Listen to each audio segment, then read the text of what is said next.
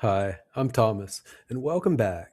In this lesson, we're focusing on two sounds that can be really tricky to tell apart: the p and the b sounds. Let's start with the p sound that's in pig, paper, and stop. To make the p sound, you want to press your lips together and then release them. P. Keep your jaw relaxed. And there's a strong burst of air when we release our lips. P. The p sound is voiceless. That means you don't feel any vibration in your throat. If you touch your throat while you're saying the p, you won't feel any movement. The p sound is pretty much always spelled with one or two p's, like pig and apple. Be careful though, because sometimes the P is silent in words like psychology. Now, let's look at the B sound that's in big, baby, and job.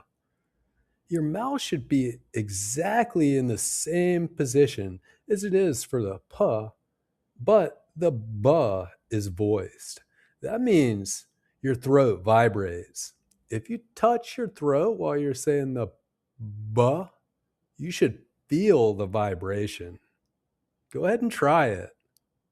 B, B, big.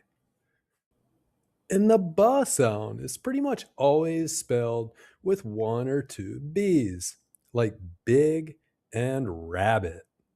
But watch out, because the B is sometimes silent too, like in climb. Now let's practice some words that begin with these sounds: pig, pin, park; bush, back, book. Go ahead and practice the rest of these. Now, let's practice some words that have these sounds at the end of the word: sleep, deep, club, rub.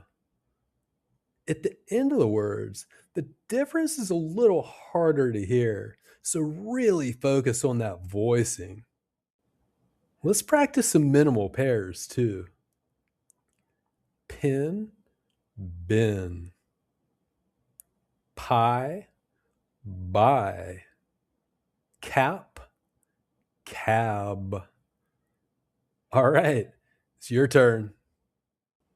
These sentences are full of both sounds, and they're great practice. Pat bought a bat and a cap at the shop. Okay, over to you. Let's try a few more. Peter's baby brother bought a purple pin. These sentences really test your ability to pronounce the p and the b. Thanks for watching. I hope this helps you say the p and the b sounds with more clarity.